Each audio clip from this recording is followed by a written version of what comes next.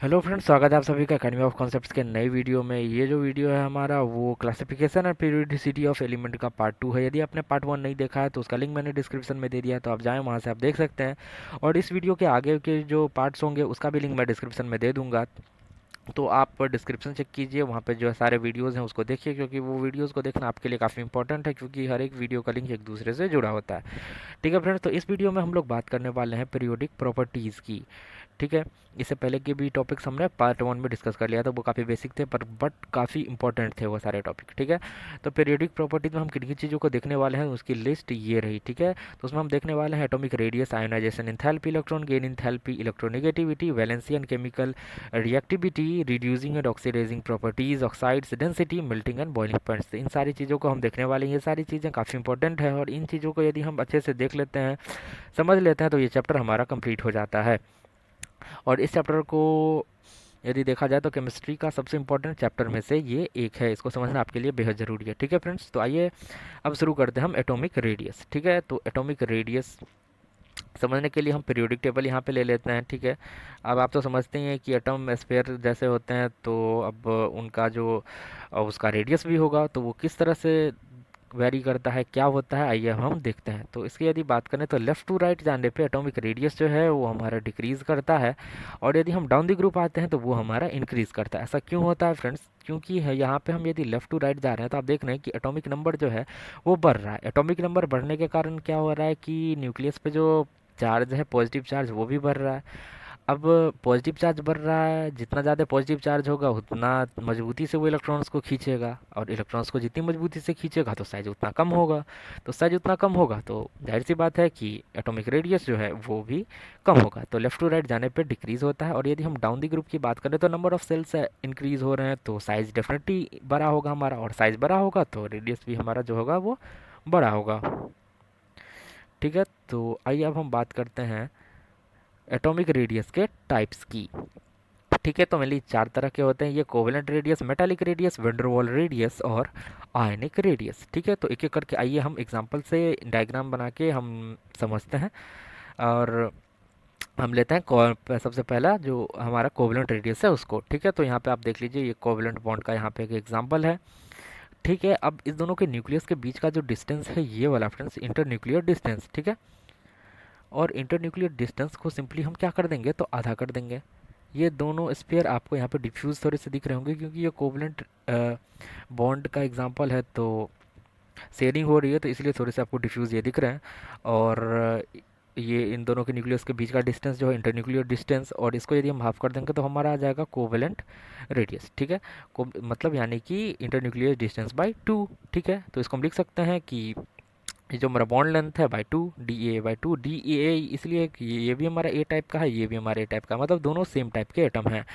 ठीक है, यानी कि होमोडायटोमिक मॉलिक्यूल है, वैलेंसी एक है, और क्या कहते हैं, ये दोनों सेम ही एटम है, तो ये होमोडायटोमिक मॉलिक्यूल है। ठीक है, तो आइए, ये तो होमोडायटोमिक मॉलिक्यूल की बात थी, यहाँ पे दोनों जो थे वो एटम सेम ही थे। बट यदि एटम डिफरेंट होंगे तब हम क्या करेंगे? अब ऐसा तो नहीं है कि कोवलेंट बॉन्ड जो है तो वो सेम एटम वाले में होता है, डिफरेंट एटम भी हो सकते हैं।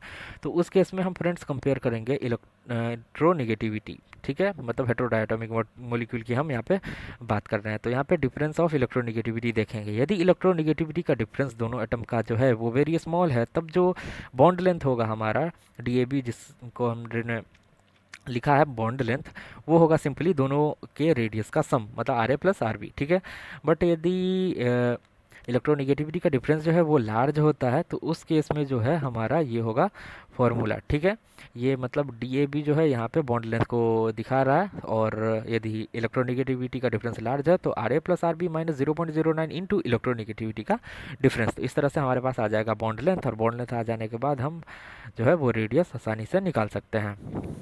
ठीक है, आइए अब हम बात करते हैं मेटालिक रेडियस की। तो मैंने सॉलिड स्टेट में दिखाया था कि मेटल्स कुछ इस तरह से सटे रहते हैं आपस में, और ये जो इनके न्यूक्लियस का डिस्टेंस है यानी कि हमारा इंटर एटॉमिक डिस्टेंस हो गया एक तरह से, और इसको जो हम डिवाइड करेंगे 2, यानी इसका जो हाफ डिस्टेंस होगा फ्रेंड्स, यही होगा हमारा मेटालिक रेडियस, यानी कि R/2। सिंपल सा लॉजिक था, बट यहाँ पे देखने की ज़रूरत ये थी, कोवेलेंट में थोड़ा सा डिफ्यूज था, इसमें बस सटे सटे हैं, तो इस तरह से। ठीक है, आइए अब हम बात करते हैं वंडरवॉल रेडियस की। वंडरवॉल रेडियस आप याद कीजिए, मैंने सॉलिड स्टेट में बताया था कि इसमें थोड़ी सी लेयर वाली बात होती है, ठीक है। तो यहाँ पे अब कोवलेंट रेडियस वाला थोड़ा एग्जांपल ले लेते हैं, और इसी तरह का एक चीज़ यहाँ पे है, ये थोड़ा सा वर्टिकली है तो इसको आपने समझिए कि ये डिफरेंट है। अब ये न्यूक्लियस और इस न्यूक्लियस के बीच का यदि डिस्टेंस हम देखें तो ये इसको यदि हम मान लेते हैं वंडरवॉल डायमीटर, ठीक है। तो डायमीटर हमारे पास आ गया तो रेडियस भी हमारे पास आ जाएगा। बस वंडरवॉल डायमीटर को हमको जो है वो 2 से डिवाइड कर देना है, मतलब R is equal to D by two, और वो जो डी है वो इन दोनों न्यूक्लियस के बीच का डिफरेंस है। इसको हम वंडरवॉल डायमीटर भी बोल सकते हैं, ठीक है। आइए अब हम बात करते हैं आयनिक रेडियस की। आयनिक रेडियस होता क्या है फ्रेंड्स? तो distance of the outermost shell of an atom from its nucleus. अब वो कैटायन हो या एनायन हो, लास्ट इलेक्ट्रॉन मतलब वैलेंस इलेक्ट्रॉन जो है उसका सबसे अंतिम सेल में जो इलेक्ट्रॉन है, ठीक है, वो न्यूक्लियस से उसका जो डिफरेंस होगा आउटरमोस्ट शेल का, वही हो जाएगा हमारा आयनिक रेडियस। तो काफ़ी सिंपल सा लॉजिक था। आइए अब हम जो दूसरा टॉपिक था हमारा वो डिस्कस करते हैं, वो है हमारा फ्रेंड्स आयोनाइजेशन इंथैल्पी। आइए हम देखते हैं कि आयोनाइजेशन इंथैल्पी होता क्या है। तो ionisation enthalpy is the energy required to remove an electron from the outer most orbit of an isolated gaseous atom. अब एग्जाम्पल लेके हम काफ़ी समझेंगे, और पीरियोडिक टेबल में आखिर होता क्या है, इसलिए हम थोड़ा पीरियोडिक टेबल का यहाँ पे ले लेते हैं।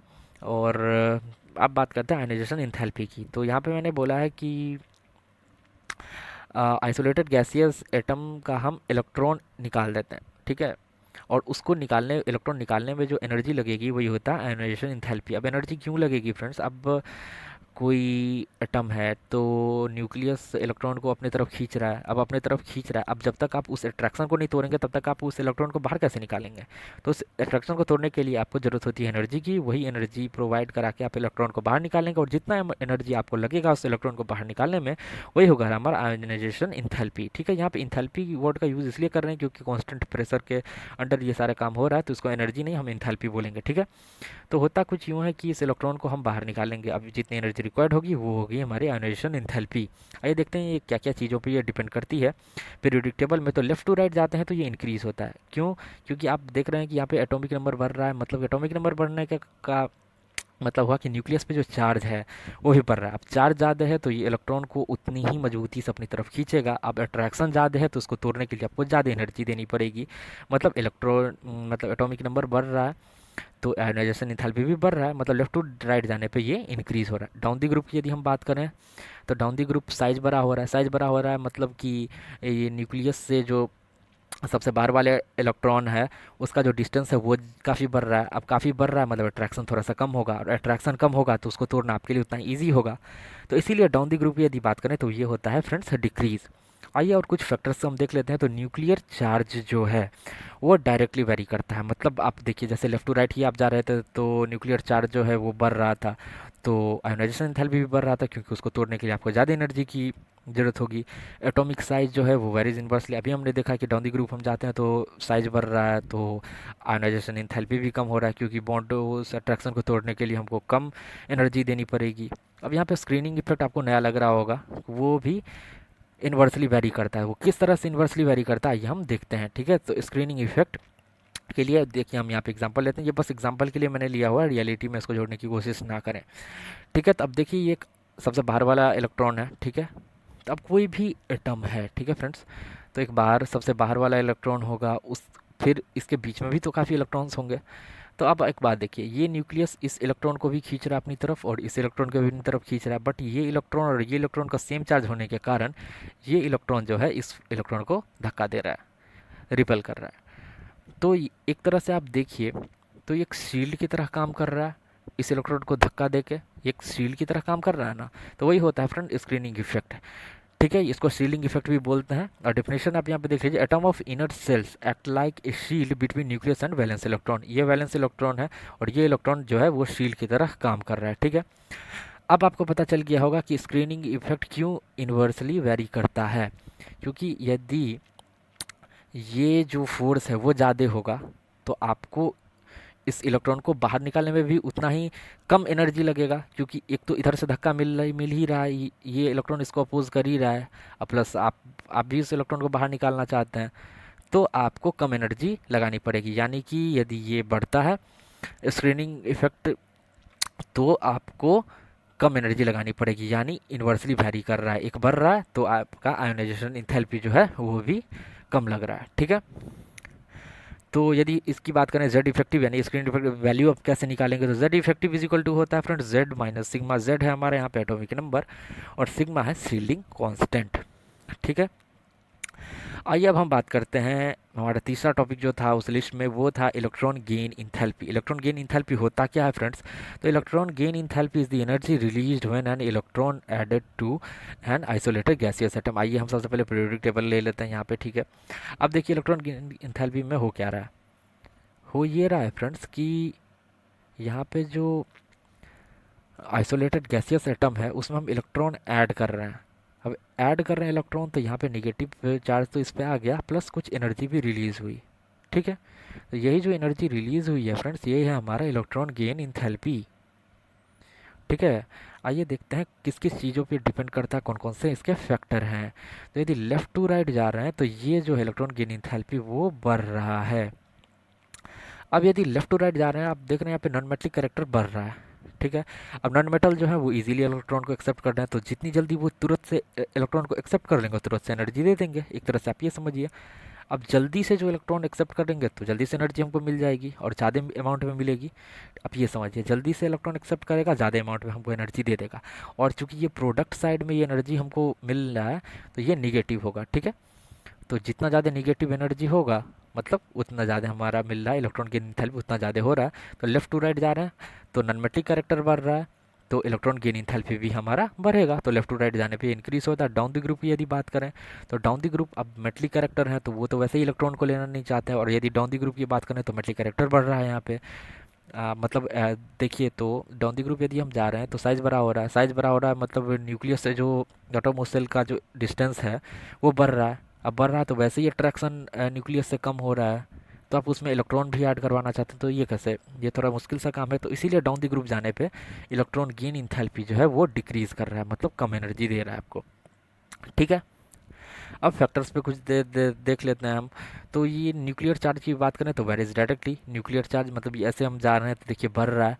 अब बढ़ रहा है तो इलेक्ट्रॉन गेन इंथैल्पी भी बढ़ रहा है, तो ये डायरेक्टली वेरी करता है। एटॉमिक साइज की बात करें तो इन्वर्सली वेरी करता है, क्योंकि साइज बढ़ रहा है तो न्यूक्लियस से डिस्टेंस बढ़ रहा है, न्यूक्लियस से डिस्टेंस बढ़ रहा है तो अट्रैक्शन जो है वो कम हो रहा है, तो अट्रैक्शन पहले से कम है, फिर उसमें आप एक्स्ट्रा इलेक्ट्रॉन ऐड कर रहे हैं तो वो थोड़ा सा मुश्किल होता है।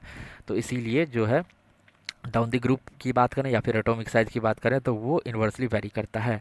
अब मैं फ्रेंड्स आपको एक बात बता दूं, half field and fully field orbitals जो होते हैं वो स्टेबल होते हैं। ठीक है, तो इस केस में इंथैल्पी जो होती है वो हमारी लो होती है, क्योंकि इलेक्ट्रॉन ऐड करने में आपको मुश्किल का सामना करना पड़ता है, वो जल्दी से इलेक्ट्रॉन लेना नहीं चाहते हैं।